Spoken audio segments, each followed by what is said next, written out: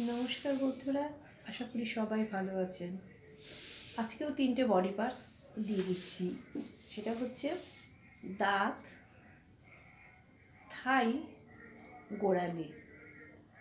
দাঁত চেনানোর জন্য সবচেয়ে ভালো আইডিয়াল টাইম হচ্ছে আপনি যখন বাচ্চাকে ব্রাশ করাচ্ছেন, তখন আপনি বাচ্চাকে বলুন, এটা তোমার দাঁত। ওর আঙুল দিয়ে দাঁতের উপর টাচ করান। কারণ সারাদিনে অন্য সময় করতে গেলে হাতটা ধুয়ে নিয়ে করা উচিত, নাহলে নোংরা হাত মুখে চলে যাবে। ব্রাশ করানোর সময় করানোটা সবচেয়ে ভালো।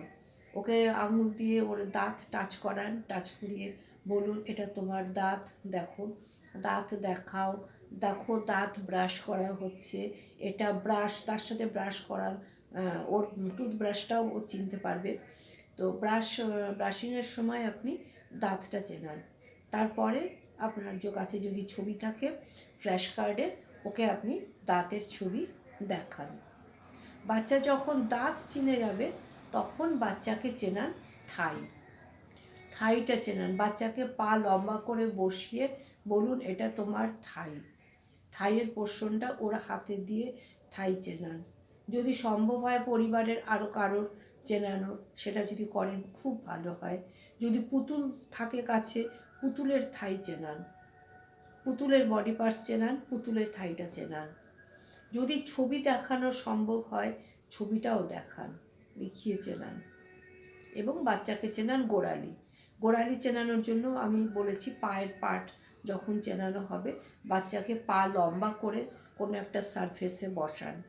সেটা মেঝে হতে পারে, বিছানায় হতে পারে। এবার হাত দিয়ে ওর গোড়ালিটা ধরিয়ে দিন, দিয়ে বলুন, এটা তোমার গোড়ালি।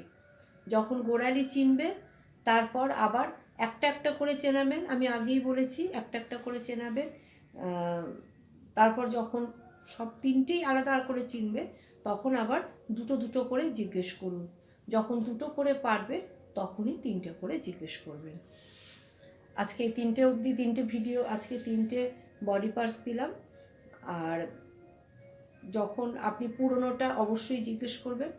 আমি বলেছি নতুনটা যখন করবেন, নতুনের কাজ শেষ হবে, তারপর পুরনোটাকে আবার জিজ্ঞেস করবেন। আমার ভিডিও সাবস্ক্রাইব করুন যাতে নোটিফিকেশন আসার পর সাথে সাথে পেয়ে যান।